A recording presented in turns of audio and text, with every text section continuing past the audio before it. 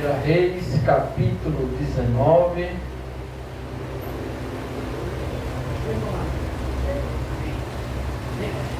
Todo mundo achou? Amém. Deixa o Nivaldo achar ali com o irmão.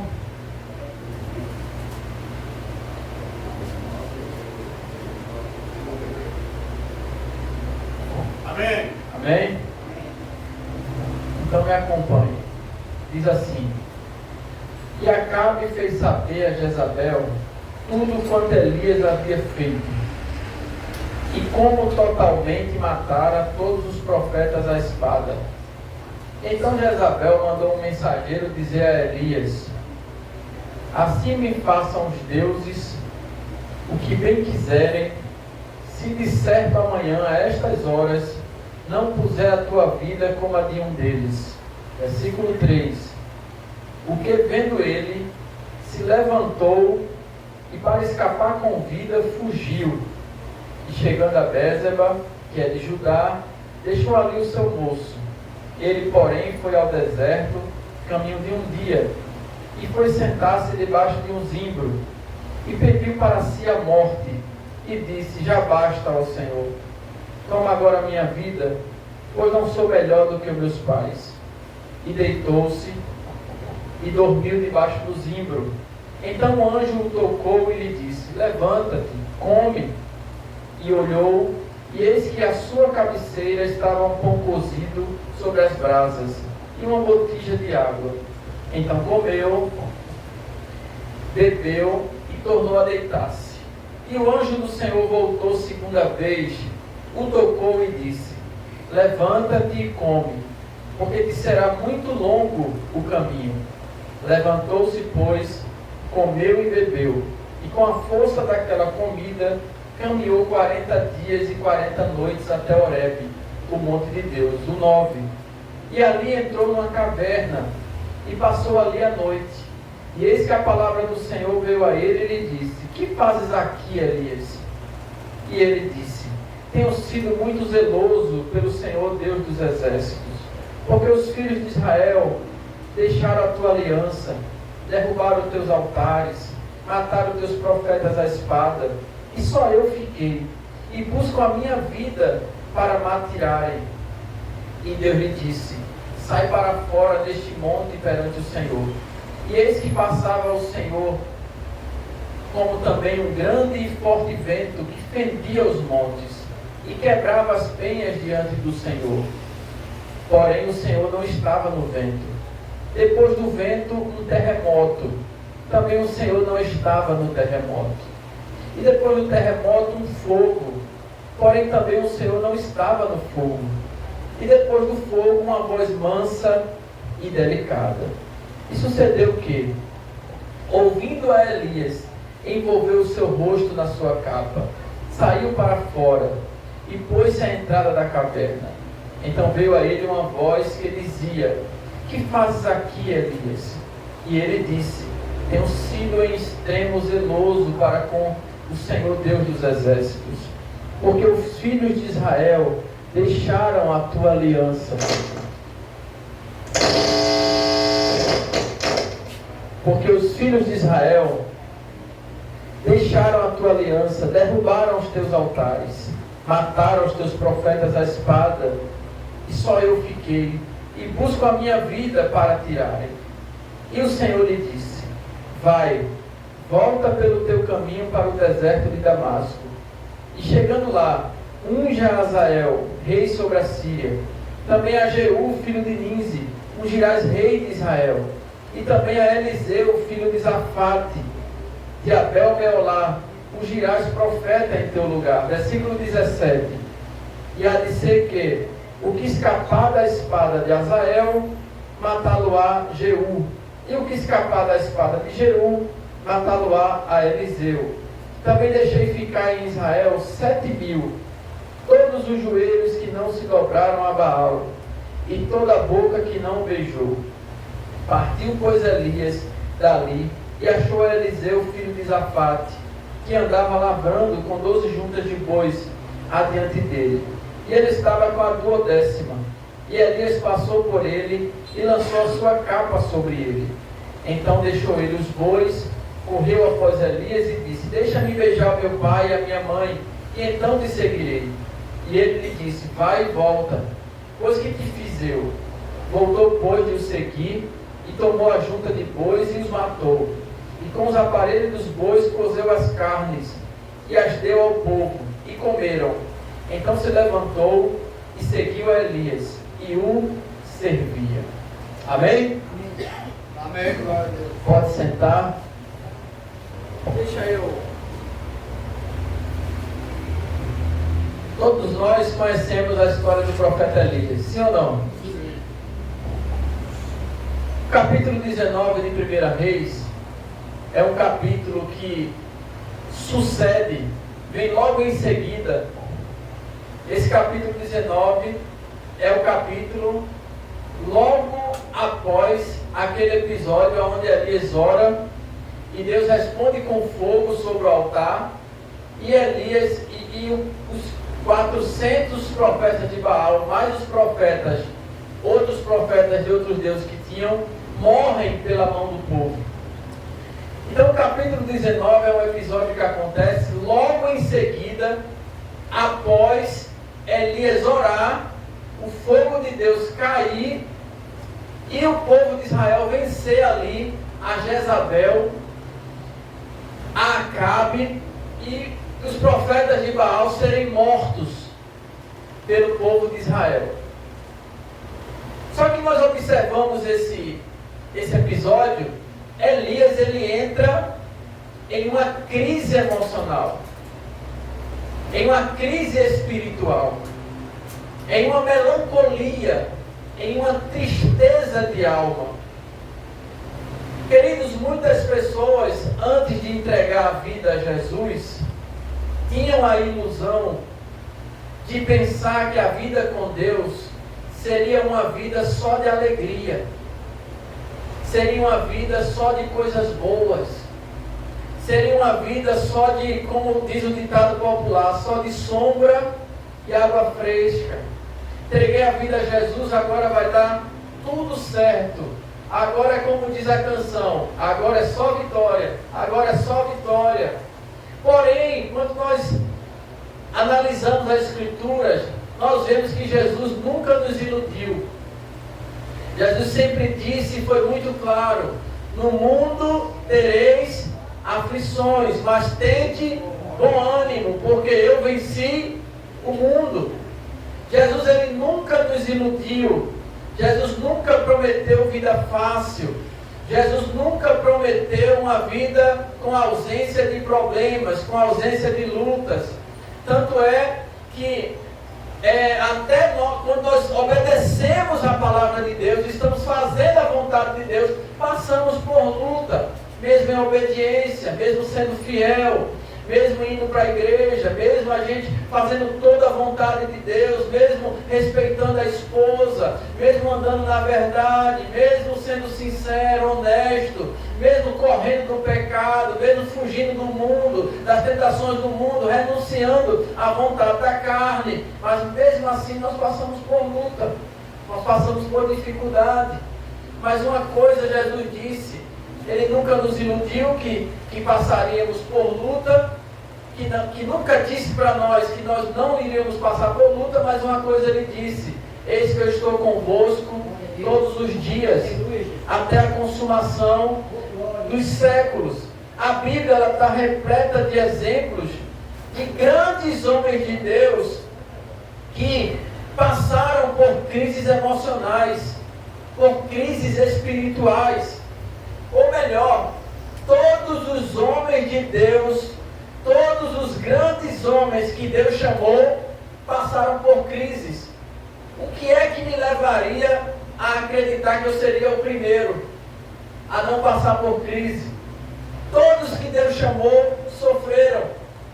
Todos que Deus chamou passaram por problemas. Todos que Deus chamou passaram por momentos e por momentos que pensaram em desistir da caminhada. Porque logo eu seria o primeiro a não passar por crise. Então todos nós temos o nosso momento de crise. Elias está vindo de uma grande vitória. Elias está vindo de um grande momento com Deus. Elias orou e o fogo caiu. Elias viu a glória de Deus no capítulo 18. Porém agora, no capítulo 19, olha só, Elias ora, Deus manda o fogo e o povo de Israel mata 400 profetas de Baal. Elias agora está correndo por causa de ameaça de uma mulher. Elias tinha acabado de orar no capítulo 18 e o fogo de Deus descer. Agora Elias está com as pernas tremendo, com medo de Jezabel. Elias agora está tremendo de medo por causa de uma mulher. Mas às vezes nós precisamos entender o seguinte: normalmente as crises espirituais elas vêm logo em seguida, irmão Marcos, após grandes momentos. É o ápice, é de cima para baixo. A gente está vendo a glória de Deus num dia e no outro dia a gente está pensando em desistir. Elias viu a glória de Deus no capítulo 18, porém no capítulo 19 ele está correndo com medo de uma mulher, por causa da ameaça de Jezabel. Estava diante de 400 profetas de Baal, enfrentando 400 homens, e agora está correndo por causa da ameaça de uma mulher. Porque a crise espiritual na nossa vida normalmente acontece depois de grandes momentos. É por isso que nós precisamos vigiar e entender que o problema não é o dia da vitória, o problema é o dia seguinte. O que a gente tem que prestar atenção e ficar atento não é no dia que as coisas estão dando tudo certo, é o dia seguinte. Já viu um lutador de boxe quando ele baixa a guarda?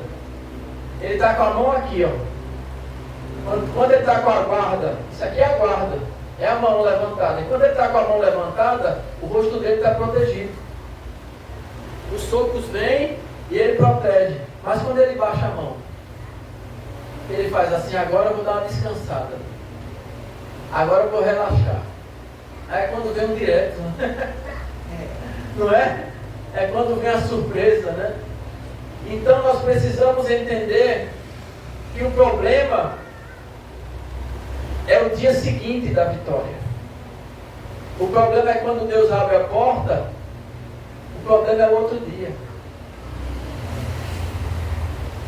O problema é quando Deus cura você e você vê a mão de Deus lhe curando, o problema é o outro dia.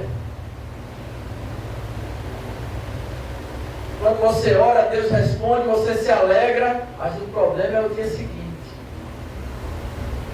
Elias acabou de receber uma vitória e agora ele está numa crise emocional. Agora ele está pedindo a morte. Ele está com depressão. Meu pastor Jeconias, ele dizia assim: quando tudo estiver bem, quando tudo estiver mal, vigie. Mas quando tudo estiver bem, vigie mais ainda. Quando tudo estiver acontecendo de acordo com o que você quer, quando tudo estiver dando certo, abra muito mais os seus olhos. Então, querido, Elias está numa crise espiritual nesse capítulo 18. Pensando em desistir. A crise ela não escolhe grande nem pequeno. A crise espiritual ela não escolhe quem tem dinheiro, quem não tem dinheiro, quem é sábio ou quem é ignorante. A crise ela chega para todos. Porém, Elias está pensando em desistir. E uma pergunta que nós temos que fazer aqui é: como Deus nos trata em nossos momentos de crise? Como Deus trata conosco quando estamos passando por uma crise? Sabe o que é crise? É aquele momento que você não quer saber das coisas de Deus. É aquele momento que a gente está assim: para que eu vou para a igreja? É aquele momento que você olha para tudo que você tem e você não sente alegria em nada. É aquele momento que ir para o culto se torna um fardo. Você vai para o culto, a gente vai para o culto, mas parece que a gente está indo com um peso. Parece que para o culto é uma obrigação. Isso é crise espiritual. A gente lê a palavra para ler a palavra e parece que aquilo não mexe mais com a gente. Parece que a Bíblia se tornou um livro comum. Isso é crise espiritual. Então, Elias está passando por uma crise. Elias está com medo de Jezabel. Mas quando é que uma crise começa? Observe no versículo 3, olha aí na sua Bíblia. No versículo 3, Elias recebe a notícia de Jezabel. Jezabel diz a ele, manda um mensageiro dizendo: Elias, amanhã, capítulo 19, verso 3, amanhã, a essas horas, os deuses, ela fala que os deuses, o que bem quiserem, me façam o que bem quiserem, se de certo amanhã, a essas horas, não puser a tua vida como a de um deles. Ela está dizendo: Elias, amanhã você vai morrer, amanhã eu te pego. Amanhã, a essas horas, eu pego você. Que os deuses me façam o que os deuses quiseram, se você não estiver morto a essas horas. Então, olha o versículo 3. O que? Vendo ele, se levantou para fazer o quê? Escapar com vida. E ele fez o quê? Fugiu. E chegando a Bérseba, que é de Judá, deixou ali o seu moço. Quando é que a crise começa, pastor? A crise começa com o medo que cega os nossos olhos. Por que Elias está fugindo? Por que Elias está com medo? Porque o medo cega. Quando nós tiramos os olhos da promessa de Deus, quando nós tiramos os olhos de Deus, quem domina é o medo. Quando nós esquecemos e tiramos os nossos olhos da fidelidade de Deus, quando nossos olhos estão focados nas circunstâncias, o problema se torna maior do que Deus aos nossos olhos. Quando nós focamos nas circunstâncias, o que é que Elias fez? Tirou os olhos de Deus e passou a focar a ameaça de Jezabel. Passou a focar na ameaça de Jezabel. Então, quando nós focamos nas circunstâncias, quando nós focamos no problema, quando nós tiramos os olhos de Deus, o medo faz o problema ficar grande. O medo agiganta o inimigo. O medo, ele amplifica o problema e diminui Deus aos nossos olhos. Então olha para teu irmão que está aí do lado e diga assim: Deus está falando com você nesta noite. Para você tirar os olhos do problema. Para você tirar os olhos das circunstâncias. Porque maior do que o teu problema são as promessas de Deus da tua vida. Maior do que os seus problemas é aquilo que Deus te prometeu. Maior do que os seus problemas é o Deus que habita em você. Então, quando nós tiramos os olhos de Deus, quando nós tiramos os olhos da promessa de Deus, e colocamos os olhos, focamos na circunstância, o medo domina. É o medo que domina, é o medo que governa. E o medo distorce a realidade. Você percebe o que Elias fala quando Elias está na caverna? Senhor, só eu fiquei. Não é assim? Ele não diz: estão tentando matar os teus profetas, só eu fiquei. Mas isso é verdade? Não. Deus ainda tinha 7.000. Por quê? O medo tira a nossa capacidade de ver a realidade. O medo cega. O medo, ele tira a nossa confiança em Deus. E deixa eu dar um conselho a você: nunca tome uma decisão baseada no medo.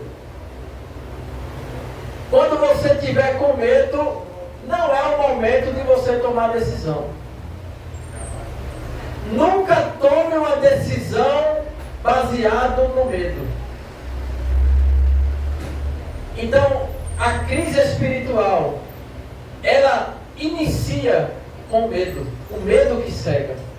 E outra coisa que Elias fez, perceba no versículo 3, que Elias deixa o seu companheiro no lugar E no versículo 4, Elias vai para o deserto. Preste bem atenção. Elias tem um companheiro. Elias tem alguém para lhe ajudar na caminhada. Mas Elias deixa ele em Bézeba. Veja o versículo 3. Elias deixa o seu companheiro em Bézeba. E no versículo 4 ele vai para o deserto. Não é isso? E lá no deserto ele pede a morte. Elias tem um amigo. Elias tem um companheiro. Mas Elias deixa ele no versículo 3 e Elias vai sozinho para o deserto. Sabe por quê? Porque toda a crise espiritual começa com a pessoa querendo se isolar. Normalmente, quando a crise bate no nosso coração, a gente quer se afastar daquelas pessoas que poderiam ser um suporte para nós. Tem muita gente que diz assim: vou me fechar no meu quarto. Quando eu estou naqueles dias, eu me fecho no meu quarto. E eu não quero falar com ninguém. Então, quando a crise bate no nosso coração, normalmente, a gente quer se afastar das pessoas.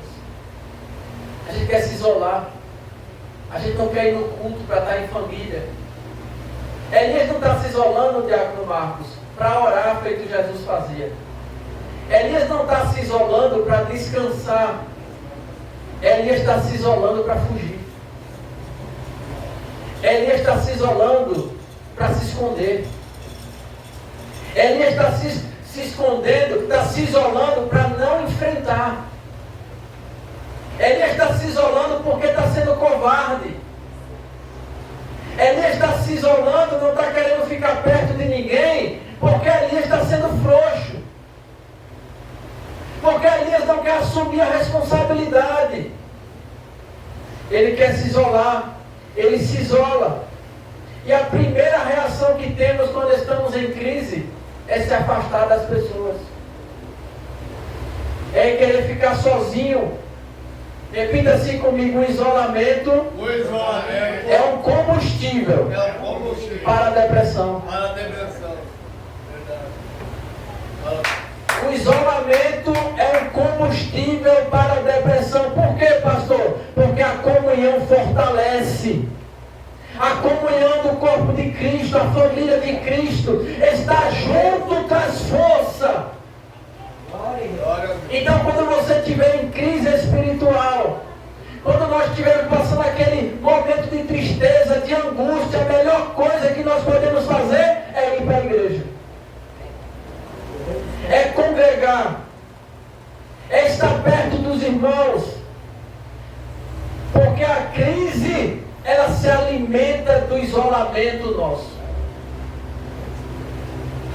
Outra coisa, volte um capítulo e você vai perceber, versículo 46, 1 Reis 18, 46. E a mão do Senhor estava sobre Elias, o qual cingiu os lombos e veio correndo, repita assim, correndo, perante Acabe, até a entrada de Jezreel. Olha, presta atenção aqui, Elias está correndo. Quando Elias chega aqui em Jezreel, no capítulo 19, Diácono Marcos, Elias está cansado. Elias está exausto.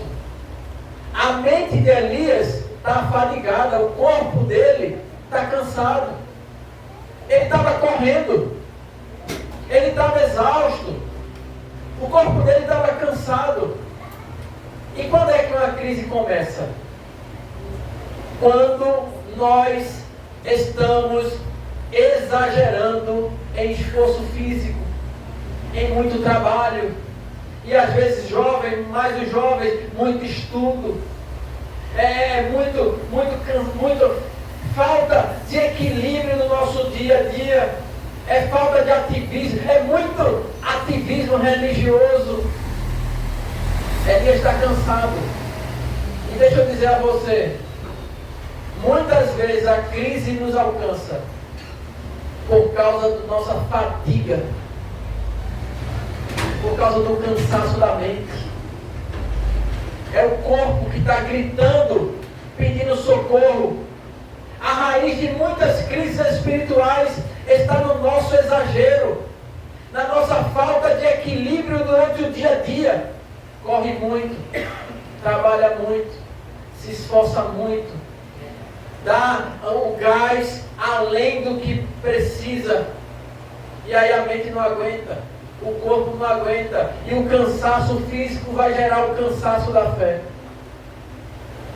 Quantas vezes eu e você estamos cansados de trabalhar, e depois do cansaço vem o desânimo?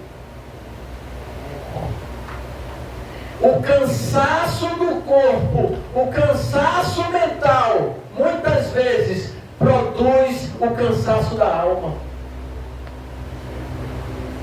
Então é o esgotamento. O esgotamento é um prato cheio para a crise. Olhe para seu irmão que está do lado e diga assim para ele: você tem que disciplinar o seu dia a dia. Você tem que ter equilíbrio no seu dia a dia. Então nós precisamos entender que o esgotamento físico e mental cansa a fé. Isso traz crise. Elias, o que ocasionou a crise na vida de Elias foi o medo que cegava Elias, que cegou Elias. Em segundo lugar, foi o isolamento. Em terceiro lugar, foi o esgotamento físico e mental. E em quarto lugar, Elias, ele depois que vê o fogo caindo sobre o altar, a morte dos profetas de Baal, aí Elias pensava assim: agora acaba e se converte. Agora Jezabel volta o seu coração para Deus. Agora o povo de Israel volta a adorar a Deus em espírito e em verdade. Mas não. O que Elias recebe em volta é uma carta dizendo assim: eu vou te pegar. Elias dizia assim: agora o povo de Israel viu fogo no céu cair, Deus mostrou que é o Deus verdadeiro, agora o povo se converte.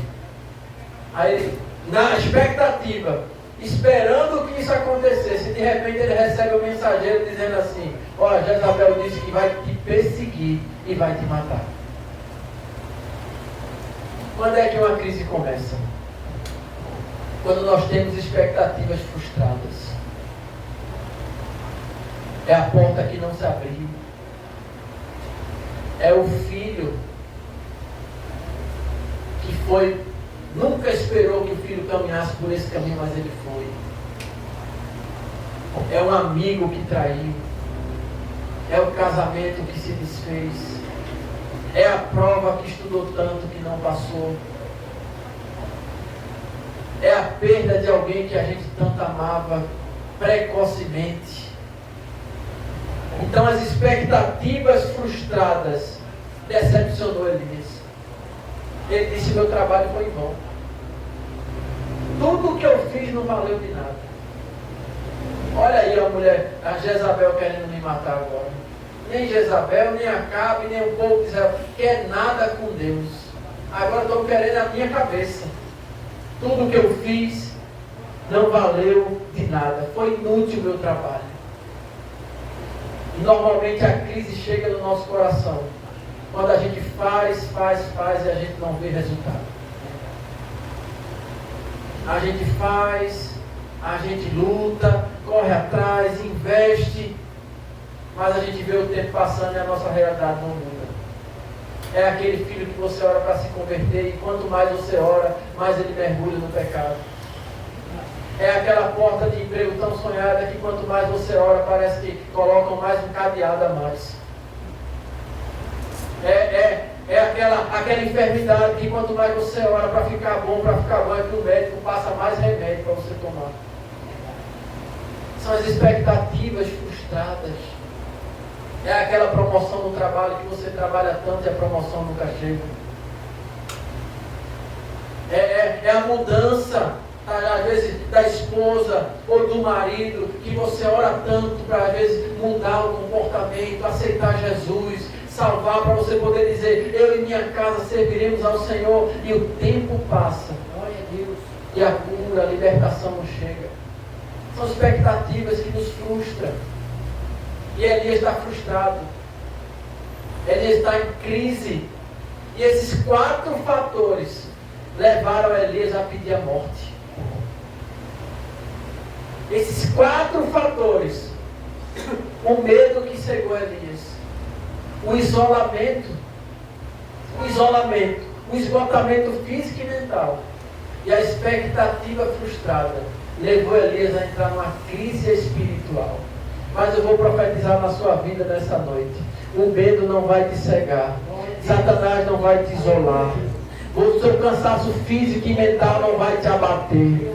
As expectativas que você tem, você vai entregar na mão de Deus e Deus vai realizar uma por uma, porque Deus é contigo, o Senhor é quem te guarda, o Senhor é o teu Deus, Ele está com você, e você não está só nessa luta. Glória a Deus. Então, a crise começou na vida de Elias. Porém, como Deus tratou Elias? Como Deus tratou Elias? Como Deus nos trata diante da crise espiritual? Observe que Deus chegou para Elias no verso 5 ao 7.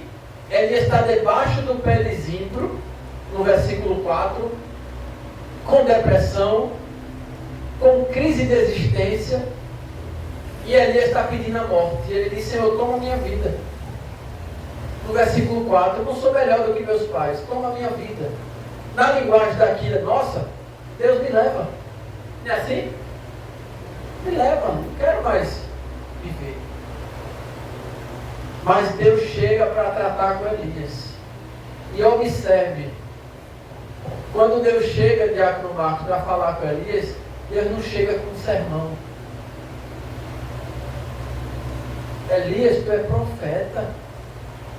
Tu és um homem de Deus.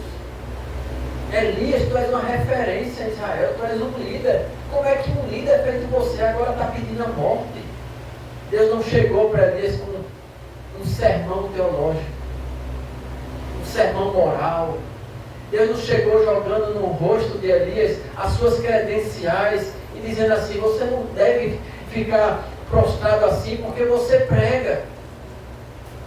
Porque tem pessoas que se espelham em você. Deus não foi um Elifaz para a vida de Elias. Você sabe quem é Elifaz? O amigo de Jó. E quando Jó estava sofrendo, ele dizia assim: Jó, você tem pecado, confessa teu pecado. Deus, ele chega para Elias e Deus não dá um sermão para destruir mais ainda a autoestima de Elias. Deus não chega para Elias para dar uma lição de moral. Pelo contrário, Deus não chega para Elias: olha, Elias, sabe por que você está passando por isso, Elias? É porque tem culto no Cajá e você não vai. Olha, tem culto em Israel e você não está indo. Olha, tem culto domingo e você não está indo. Olha, sabe por que você está com crise, Elias, nesse momento? É porque tem campanha na igreja e você não participa.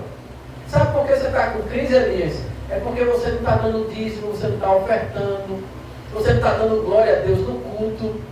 Deus não chegou com sermão para Elias. Sabe por quê? Porque quem está em crise espiritual precisa muito mais dos nossos ouvidos do que das nossas palavras. Quem está vivendo um momento de crise, se você quer ajudar alguém que está passando por uma crise, muito mais do que as nossas palavras, quem está passando por crise precisa ser ouvido. Você sabe o que é que um psicólogo faz numa consulta? Ele faz assim: qual é o seu problema? Diga para mim o que é que você está passando. A pessoa: eu quero matar minha esposa, eu não quero mais viver, eu quero matar meu chefe endemoniado, meu filho, eu estou já dando fim, eu estou já abandonando meu filho. Aí começa a falar tudo, vai tirando de dentro para fora, vai tirando o mal de dentro para fora. Quando acaba a consulta, a pessoa está aliviada. Por quê? Porque tudo que estava de ruim dentro, ela botou para fora. E ainda sai do consultório dizendo assim: eu amo meu psicólogo. Que psicólogo tremendo. Que psicólogo maravilhoso. Mas o que é que o psicólogo fez? Não falou uma palavra. mas o psicólogo foi um bom ouvinte. Olha para teu irmão e diga assim: tem muitas vezes que você quer aconselhar alguém, mas o melhor aconselhamento que você pode dar é você ter um bom ouvido. Escute o seu irmão. Quem está passando por crise espiritual não precisa de dedos apontados, precisa de braços abertos para abraçar. Repita assim comigo: quem está passando por crise, não precisa de dedos para apontar, precisa de braços abertos para ser acolhido. Diga glória a Deus. Elias está exausto, Elias está cansado, Elias está deprimido. E Deus não chega para dizer a Elias, para falar para Elias um estudo bíblico. Olha, Elias, agora eu vou fazer um estudo aqui para mostrar por que você está com crise. Você está com crise porque você não está orando, você está com crise porque você não está lendo a palavra, você está na crise porque você não está indo aos cultos, você está na crise porque você não está dando dízimo, você está na crise porque no culto, eu tenho observado você no culto, você não está dando glória a Deus. É por isso que você está com crise, Elias. Deus não fez isso. Olha para teu irmão e diz assim: não seja um Elifaz na vida do seu irmão. Abrace seu irmão, ame seu irmão, compreenda o momento dele. Precisamos entender o momento que o nosso irmão está passando. Um abraço vale muitas vezes mais do que muitas palavras. Um abraço vale muito mais do que um sermão. Muitas vezes. Então Deus, Ele não repreende Elias. Olha para teu irmão e diz assim: Deus não te repreende. Deus entende. Deus sabe o momento que você está passando. Outra coisa, olha o versículo 5.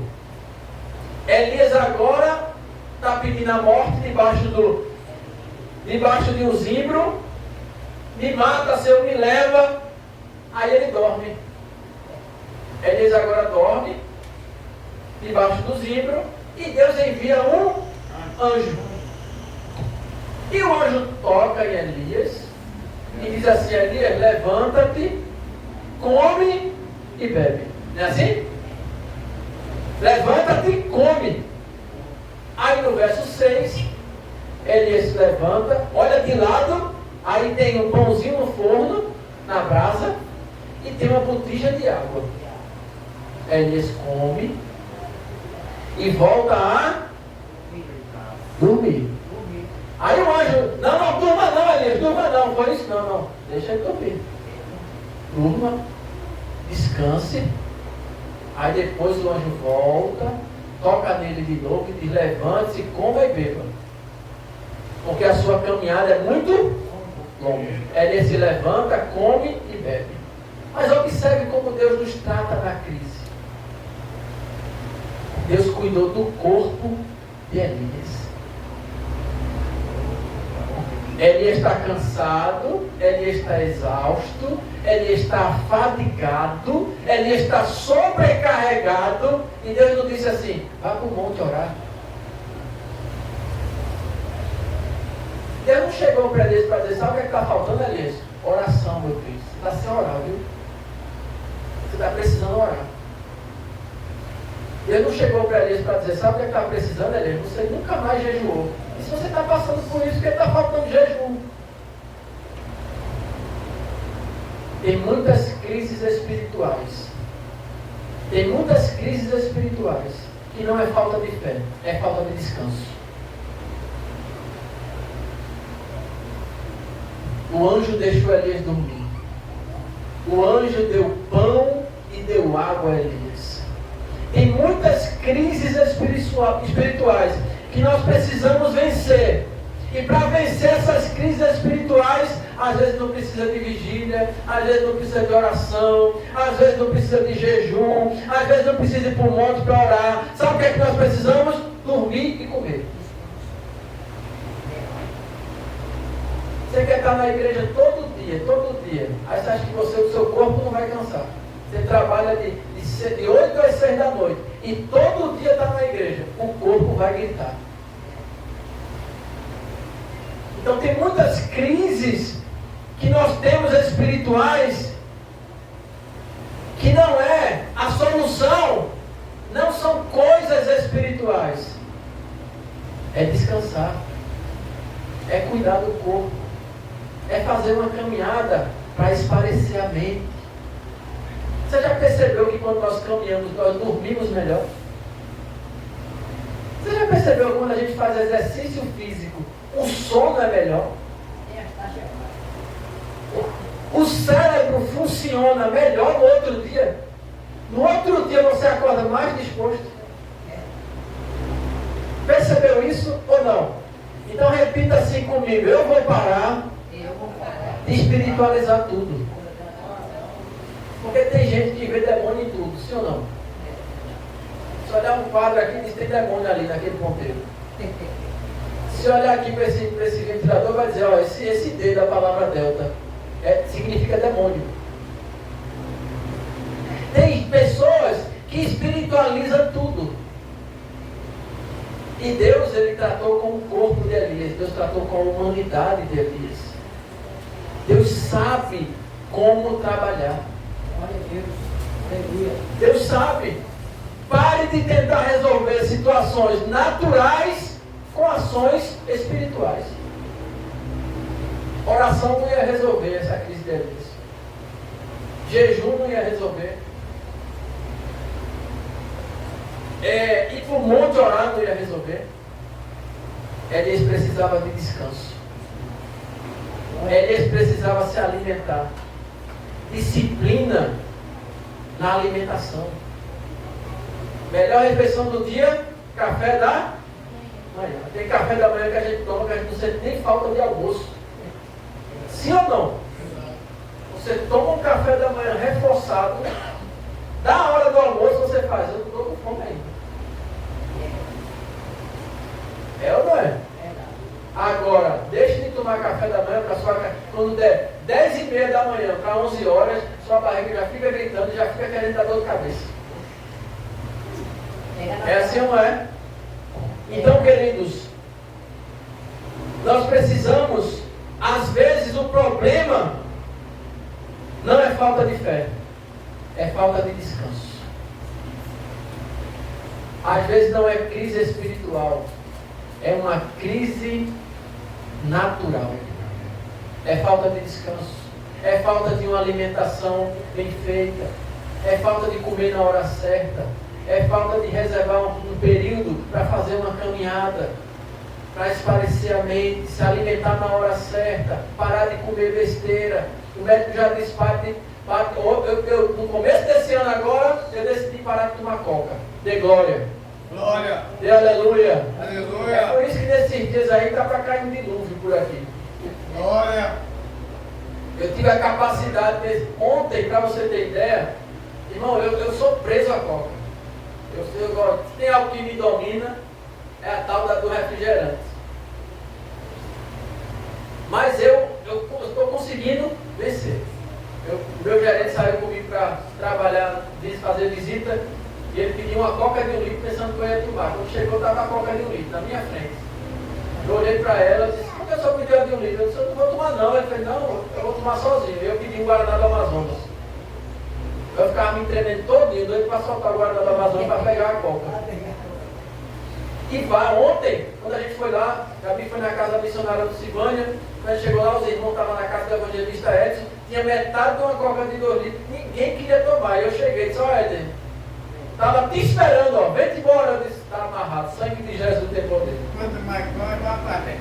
Mas aparece. Na outra vez que eu tinha deixado de tomar coca e voltei, foi porque eu fui no restaurante, aniversário do filho do pastor Jorge, tinha nas mesas, cada mesa uma família. E cada mesa uma garrafa de Coca-Cola de 1 vidro. de litro. Eu cheguei, não tinha nada, chamei a garçonete e disse, olha, traga uma jarra de suco. A moça disse, não tem suco. Aí eu disse, então traga um refrigerante que não seja coca. Ela fez, não tem refrigerante sem ser coca, só tem coca. Eu disse, então bota uma coca de 1 litro aqui que eu volto hoje a tomar ela. Da última vez que eu deixei e voltei. E agora estou tentando de novo. Mas sabe por quê, querido? O nosso corpo é templo e morada do Espírito Santo. Eu tenho que cuidar do meu corpo. Então olha como Deus nos trata numa crise. Deus sabe a raiz da crise. Então Deus sabe como precisa te dar descanso. Deus sabe quando você precisa de relaxar mais, pegar e ir para um final de semana, ir para uma praia, botar as pernas para cima e ficar assim, ó, pensando no céu, esquecer boleto, esquecer marido endemoniado, esquecer filho endemoniado, esquecer vizinho endemoniado, esquecer chefe endemoniado. Você precisa fazer bem a você mesmo. Glória a Deus. Eu preciso cuidar do meu corpo, porque Deus quer cuidar do nosso corpo. Porque às vezes a crise não é espiritual, ela é natural. Às vezes não é falta de consagração, é falta de repouso. Então, querido, Deus cuidou do corpo de Elias. Observe agora o versículo 8. Elias se levantou, comeu e com a força daquela comida caminhou quantos dias? 40 dias e 40 até Horebe, o monte de Deus. Olha só, Elias comeu, bebeu e agora ele caminhou quantos dias? 40 dias e 40 noites. Deus, ele deixa Elias caminhar e Elias ainda caminha 40 dias e 40 noites. Quando nós estamos passando por crise, Deus ele é paciente conosco. Deus ele entende o nosso processo de cura. Deus não é como a gente que fica julgando e apontando o dedo e dizendo, ainda esse irmão está passando por essa luta? Ainda essa irmã não resolveu esse problema? Ainda esse irmão está com essa mágoa, com esse rancor, esse irmão ainda está nessa situação, não cresce espiritualmente, não se desenvolve. Deus não é como a gente. Deus trata cada um de forma exclusiva e Deus compreende a forma, o tempo dele trabalhar. Amém, glória a Deus. Porque o que Deus faz na minha vida, Ele vai fazer na sua vida de forma diferente. O que da forma que Deus trabalha em você é diferente da forma que Deus trabalha em mim. Então Deus dá tempo ao tempo. Vai, Elias, caminha. Pode caminhar, Elias. Porque quem conhece a tua estrutura sou eu, caminha. Porque quem conhece as tuas fraquezas sou eu, pode caminhar. Mas Senhor, eu quero ser curado, eu quero que a coisa aconteça rápido. Elias, eu sei o que você precisa. Eu conheço o teu tempo, eu conheço a tua estrutura, eu conheço as tuas fraquezas, eu conheço as tuas limitações, eu sei quem você é, eu conheço as tuas obras, foi eu que te criei, você existe porque foi eu que trouxe você à existência. Deus conhece e entende a gente. Ele dá tempo. Ele entende o nosso processo de cura. Olha para teu irmão e diz, para de se cobrar demais. Para de exigir muito de você. Deus sabe quem você é. Você lembra lá nas cartas às igrejas apocalípticas, as 7 igrejas de Apocalipse, como é que Deus fala com as igrejas? Ele diz assim, eu conheço as tuas obras. Glória a Deus. Eu sei que você tem pouca força, mas você não negou meu nome, eu te conheço. Aí ele vai dizendo a cada uma das igrejas, eu sei das tuas obras, eu conheço as tuas obras, eu conheço as tuas obras, eu conheço a tua estrutura. Você pode dar glória a Deus? Glória a Deus. Agora observe um detalhe aqui no verso 8.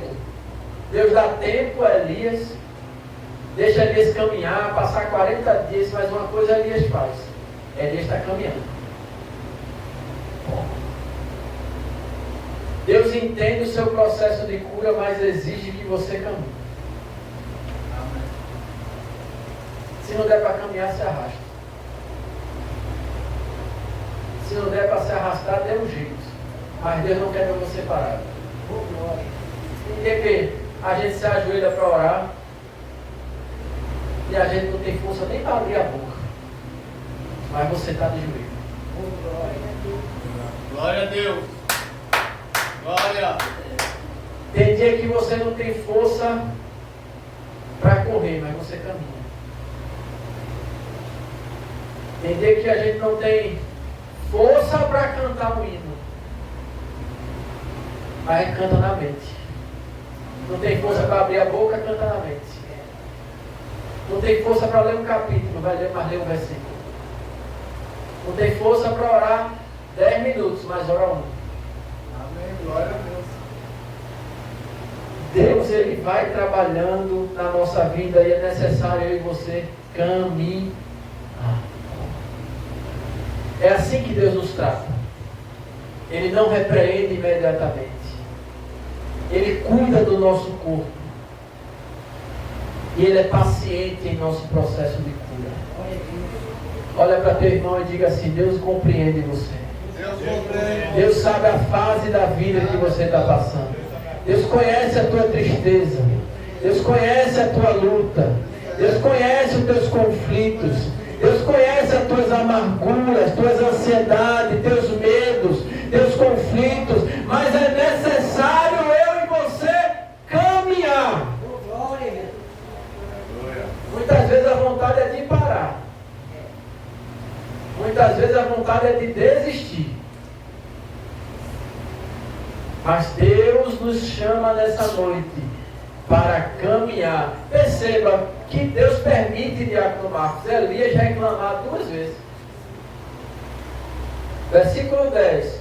Eu tenho sido zeloso pelo Senhor dos exércitos. Teus filhos deixaram a tua aliança, derrubaram o teu altar. 2 vezes que Deus pergunta o que faz aqui, Elias diz: é porque eu tenho sido muito zeloso. O povo deixou a tua aliança, derrubaram os teus altares. E Deus fica assim, só caladinho assim. Pode falar disso. Eu compreendo o teu momento. Pode abrir a boca, Elias. Eu não vou te julgar e nem vou te interromper. Pode falar. Deus, Ele ama tanto a gente, compreende tanto a nossa crise, nosso momento de crise, que Ele nos escuta, Livaldo, sem nos interromper para julgar e nem criticar. Olha, parece que eu imagino Deus dizendo assim: os anjos, talvez os anjos doidos que tem lá no céu, dizem: Senhor, mas ele está falando demais, Elias, está falando demais. Deixa ele falar, é o momento dele. Ele está passando por crise, deixa ele falar. Eu compreendo ele. Eu sei quem ele é. Isso é um momento que ele está passando. Ele não é isso. Esse momento de crise não define quem é Elias. Mas se ele está passando por um momento de crise, eu compreendo ele, porque eu sei quem ele é. Eu amo ele. Deixa ele abrir a boca. Deixa ele falar. Mas o senhor não vai interromper? Não, não vou interromper não. Deixa ele falar. Deixa ele falar. Eu não vou julgar. Eu não vou interromper. Não vou criticar. Porque Deus é paciente com o nosso momento de crise. Glória a Deus. O homem, meu irmão, o homem chega para mim e para você e diz assim: ó, tu não é pastor, por que tu está passando por isso? O homem chega para mim e para você e diz assim: logo você, e a mensagem que você pregou? Está falando agora que Deus é poderoso e agora está pensando em desistir? Mas Éder, tu estudou tanto, fez teologia e agora está achando que Deus te abandonou? Por quê? Pode não. Deus é diferente do homem. Ele trata você com carinho. Ele trata você com amor. Ele te entende, ele te compreende, ele deixa você falar, ele não te interrompe. Ele compreende você porque foi ele quem nos criou. É ele quem nos conhece. Se eu e você for falar o que Elias falou para algum ser humano, vai julgar a gente, vai criticar, vai interromper e não vai ter paciência de suportar o nosso momento de crise. Você pode dar glória a Deus? Glória a Deus. Então observe o versículo 9 agora. Olha como Deus falou com Elias. E ali entrou numa caverna e passou ali a noite. E eis que a palavra do Senhor veio a ele e lhe disse o quê? Que fazes aqui, Elias? Pergunta ao teu irmão, o que é que você está fazendo aqui? Pergunta aí, o que é que você está fazendo aqui? Olha só, me diga uma coisa. Quando Deus perguntou a Elias, o que fazes aqui, Elias? Deus estava forçando a Elias a abrir a boca, a verbalizar a sua depressão, a sua angústia, a sua dor, tirar de dentro dele e ele botar para fora. Deus estava convidando Elias a verbalizar a sua frustração. Sabe, irmão, a pior coisa que tem é quando a gente guarda a nossa dor para a gente. Quando a gente guarda, minha mãe, quando ela teve um problema com meu pai de separação, teve um momento, eu me lembro como se fosse hoje. Minha mãe disse assim, eu não vou mais falar. E toda vez que meu pai chegava em casa, minha mãe discutia com ele e eles brigavam. Então teve traição, e minha mãe, toda vez que ele chegava em casa, ele continuou morando em casa, e eles discutiam. Minha mãe chamava um monte de nome com ele, meu pai rebatia, e às vezes eles brigavam fisicamente, mas teve um momento que minha mãe estava tão amargurada, tão angustiada, com a traição, e tão com ressentimento, com mágoa, amargura, que ela disse assim, a partir de hoje, ele vai entrar e sair de casa, eu não falo mais nada. Ela guardou aquilo.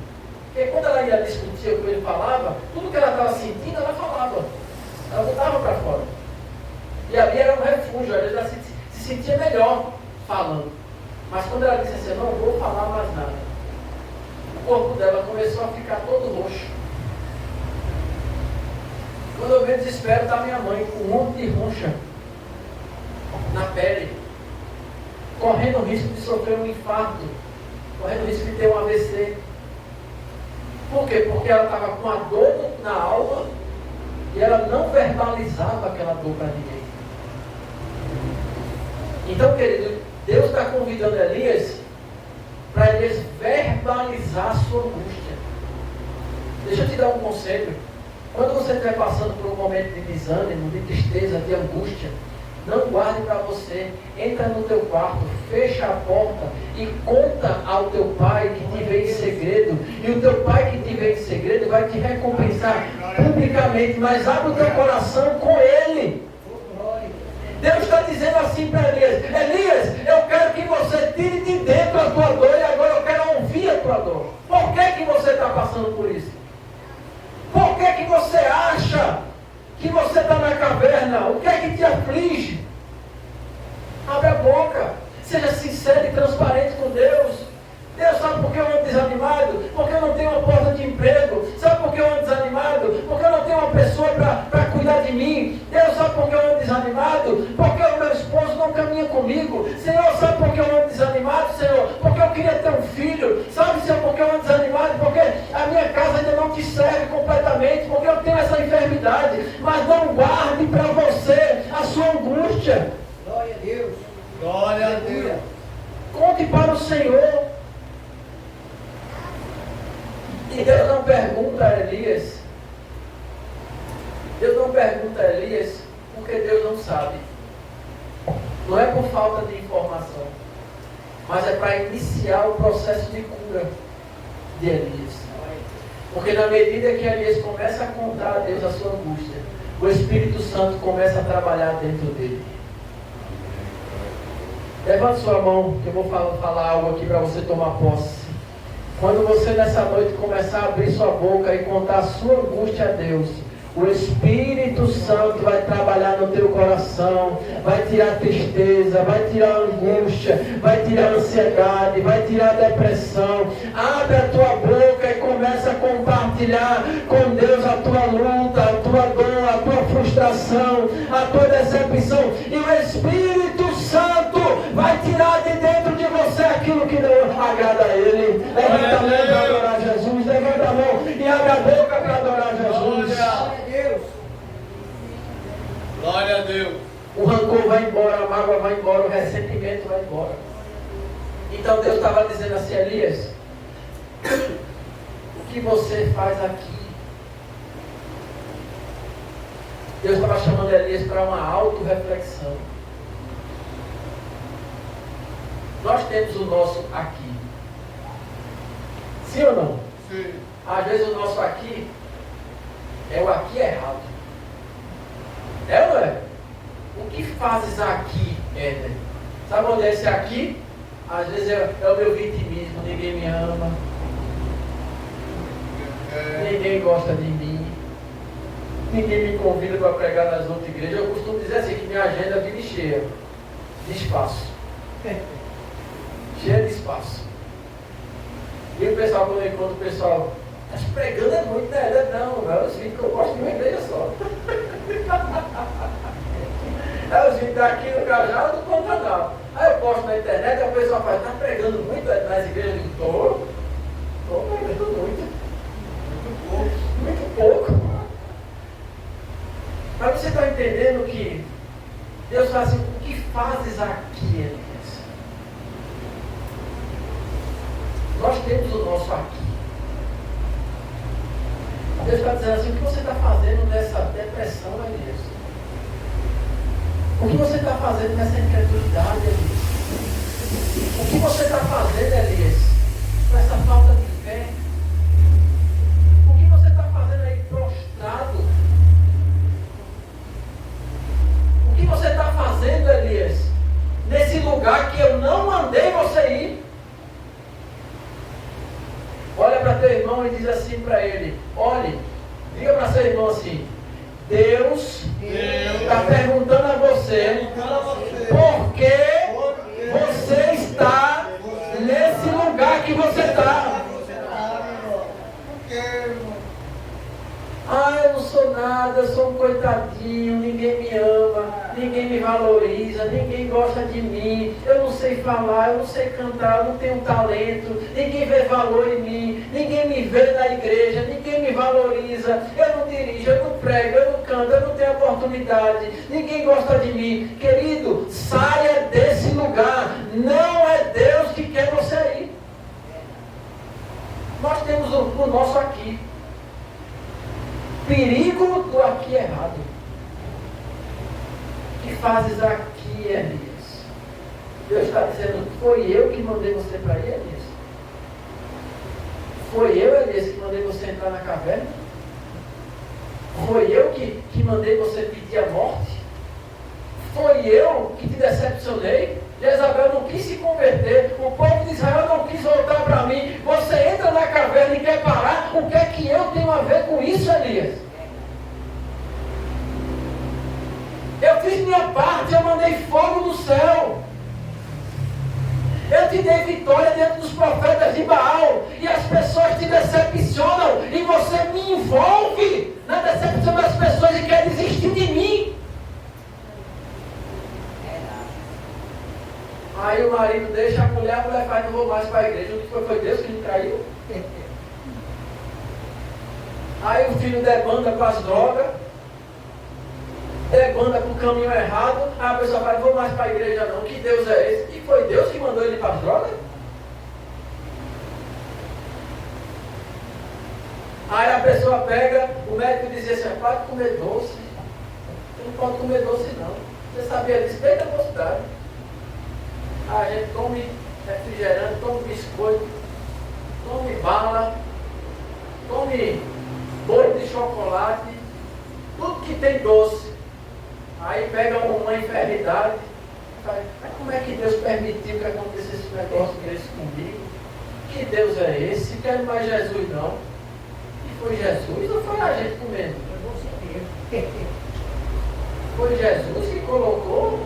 Ou a gente não aguentava? A gente derruba. Está repreendido, Satanás. Quando vê um brigadeirinho, se tem que comer. Você gostou, não é? Vence demônio, mas não vence um beijinho da festa. É verdade.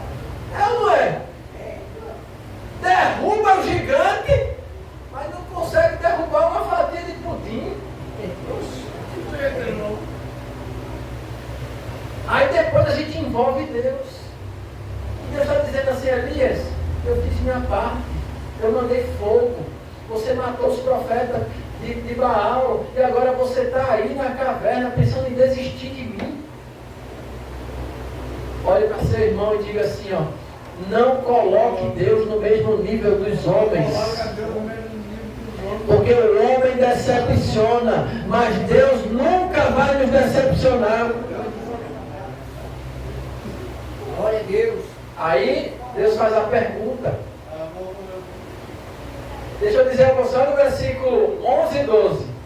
Aí diz assim: Elias falando, né? Eu tenho sido zeloso, o povo de Israel abandonou a aliança. Mas aí, veja o verso 12. Verso 11 e 12. Deus vem num fogo. Não é assim que está escrito? Mas diz assim: com fogo não, Deus vem com um vento. Aí diz assim: mas Deus não estava no vento. Aí depois diz assim: Deus veio com um terremoto. Aí diz assim: mas Deus não estava no terremoto. E Elias está dentro da caverna, viu? Aí depois Deus vem com fogo. Mas a Bíblia diz assim: mas Deus também não estava no fogo. Mas diz assim o texto: e depois do fogo, uma voz mansa e delicada. E sucedeu que, ouvindo a Elias, envolveu o seu rosto na sua capa, saiu para fora e pôs-se à entrada da caverna. Glória a Deus. Olha só, não foi o vento, não foi não foi o vento, não foi o terremoto, não foi o fogo que fez Elias sair da caverna. Foi uma voz mansa e suave.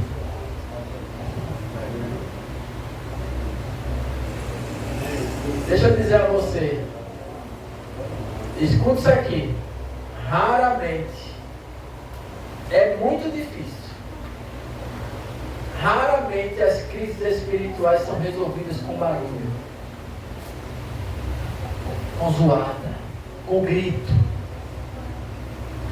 Na maioria das vezes, as crises espirituais são resolvidas no silêncio. Deus não precisa de barulho para ser Deus. Deus não precisa de barulho para ser poderoso. Deus não precisa de barulho para ser soberano. Muitas vezes nós estamos passando por uma crise, um momento difícil, a gente fica esperando um espetáculo para Deus curar a gente. Não sabe o que vai acontecer. Deus vai usar um profeta. O profeta vai dar 3 batidas assim no chão, olha. Vai girar o braço assim para cima e vai dizer: homem. Aí Deus vai me tirar dessa situação. Homem, o teu CPF é 051 622 16470. Esse é o meu CPF, que eu estou falando que eu sei. E a gente fica esperando um espetáculo, irmão Marcos. Um êxtase emocional. É um congresso onde tem um pregador famoso. E o pregador famoso vai apontar o dedo para mim e vai dizer: homem, a tua vitória vai chegar. Glória a Deus. E a gente fica esperando coisas grandes. E a gente fica esperando as manifestações espetaculares. A gente fica esperando os sinais miraculosos. A gente fica esperando coisas extraordinárias para resolver o nosso problema. Deixa eu dizer a você: Deus não estava nem no vento, Deus não estava no terremoto, Deus não estava no fogo, Deus estava numa voz mansa e suave. Às vezes a solução para o teu problema está no teu quarto, no silêncio do teu quarto.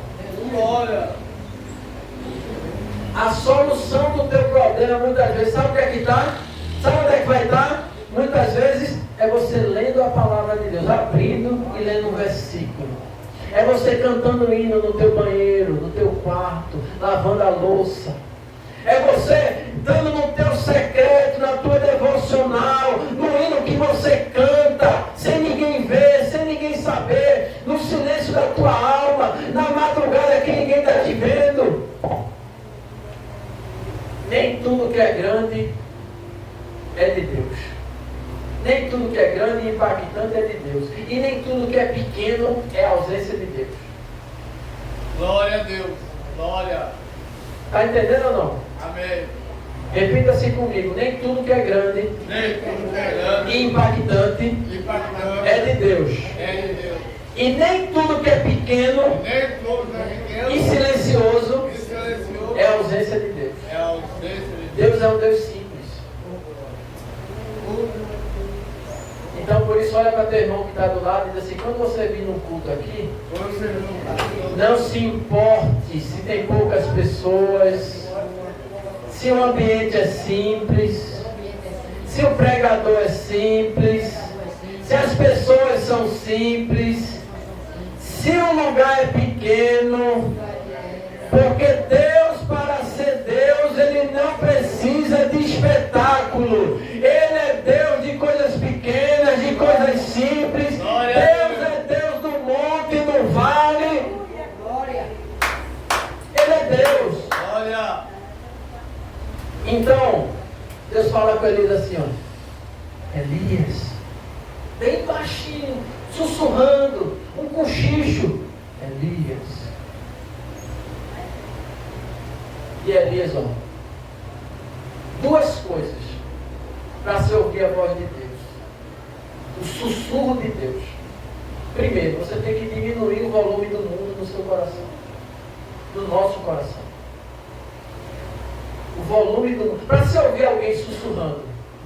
Eu trabalho na empresa que eu trabalho, eu fui fazer umas visitas logo no início com o gerente. Aí ele disse assim, Edivaldo é um ótimo profissional, mas Edivaldo, quando vai falar para os clientes, Edivaldo fala bem baixinho. E às vezes o cliente faz assim, ó. Eu fico assim, não, olha, é porque a gente trabalha. Eu quero ser educado, eu estou chegando num salão de beleza, por exemplo. Aí está os clientes sendo atendidos, aí eu vou falar com a gerente. Aí eu estou oferecendo um produto. Aí eu fico com medo de estar falando e chamar a atenção das pessoas que estão sendo atendidas, então eu vou falando bem baixinho. Ele disse, mas é que eu quero visitar, ele fala bem baixinho. E eu percebo que as pessoas fazem.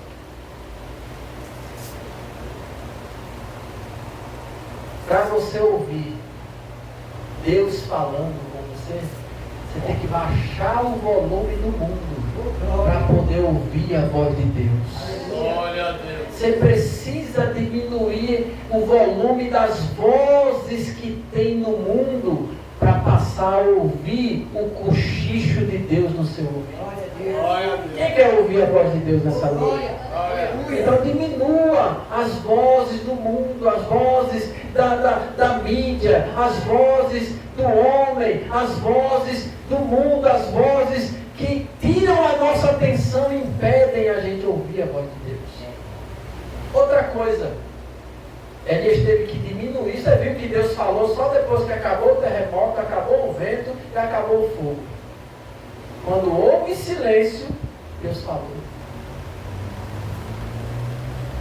Porque para a gente ouvir a voz de Deus, a gente tem que baixar o volume do mundo. Tem gente que está ouvindo a voz de todo mundo e não está conseguindo ouvir a voz de Deus. Por quê? Porque sempre está ouvindo a voz do homem. Outra coisa, a gente só consegue ouvir o sussurro de Deus quando a gente se aproxima. É ou não é? Deixa eu falar um negócio aqui para vocês. Vocês estão entendendo o que eu estou falando? Sim. Sim ou não? Sim. Toca agora. Sim.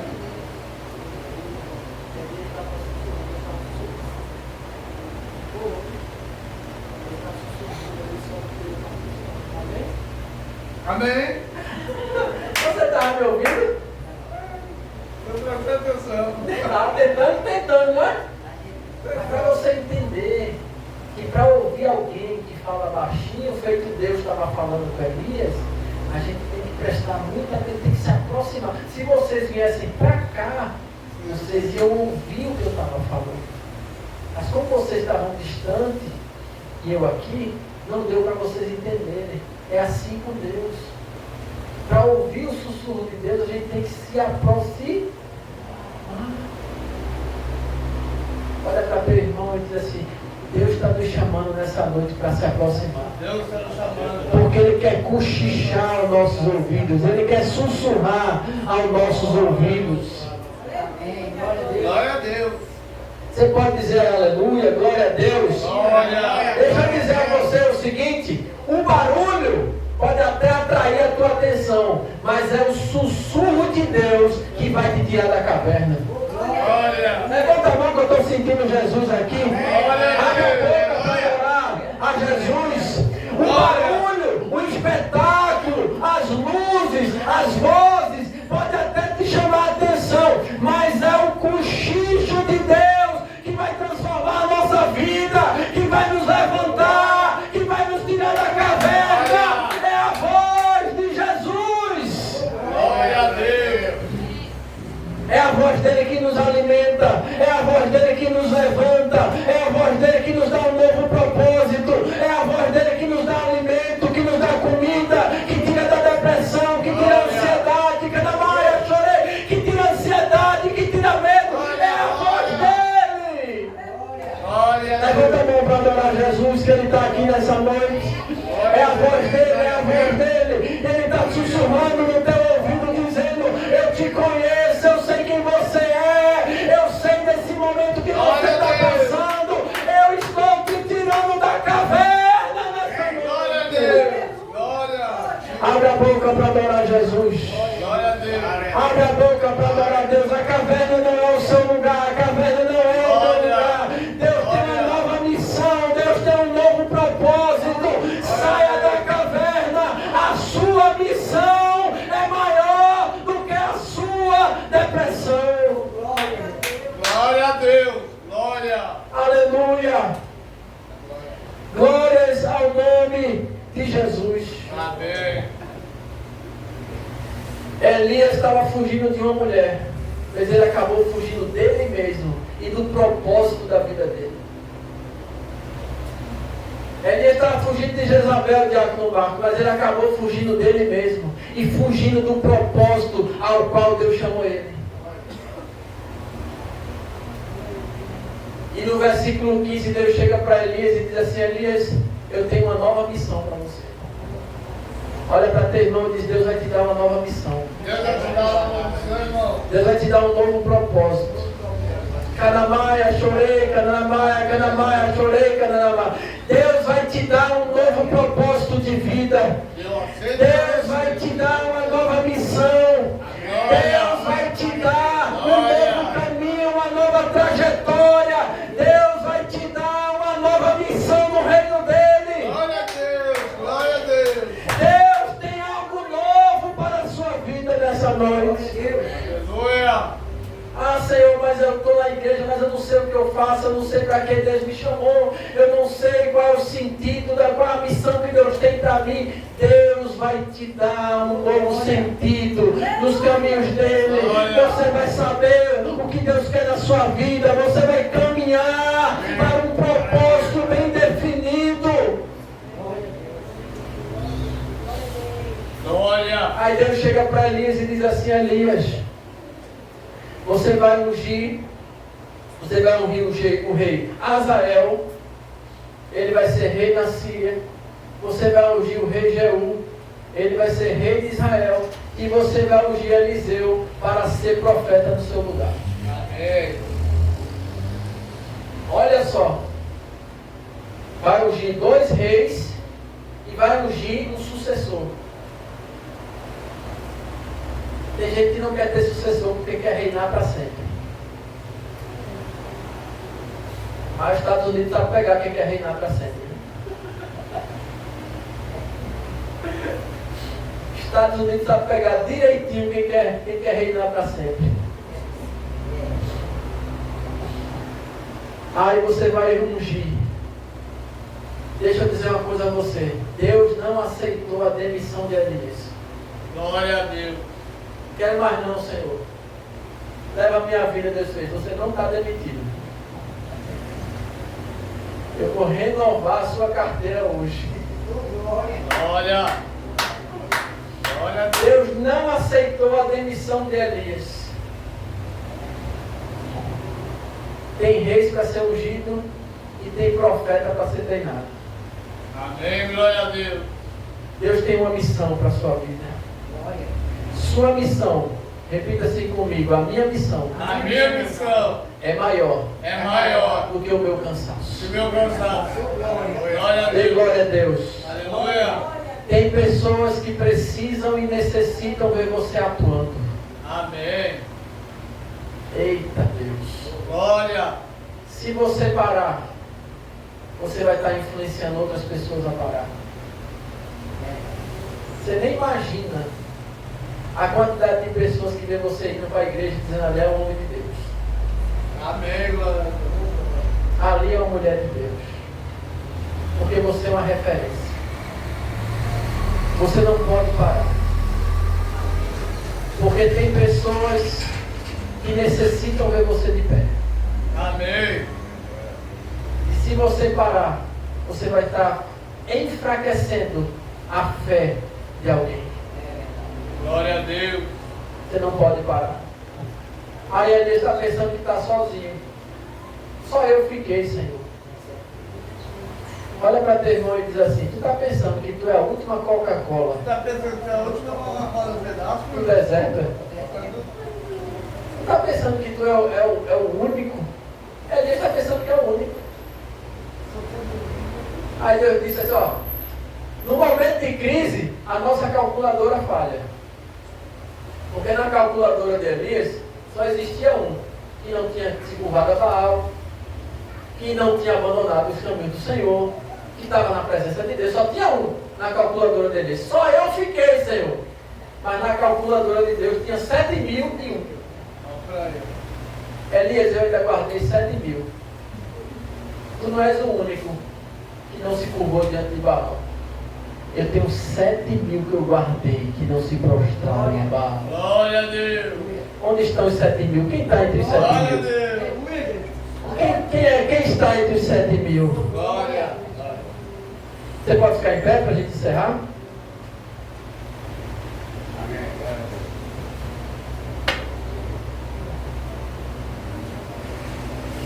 Sabe qual foi a maior mentira que o medo disse a Elias? Sabe qual foi a maior mentira que o medo colocou no coração de Elias? Só restou você, Elias. Amém. Glória a Deus. Só restou você. Você é o único que está sendo fiel a Deus. Deixa eu dizer a você. Nem eu sou o único, nem vocês são os únicos. Glória. Deus tem 7.000 que não se dobram. Glória. Glória. Deus tem 7.000 que ainda não se dobraram ao pecado. Eita glória. Deus tem 7.000 que ainda está buscando santidade nessa terra.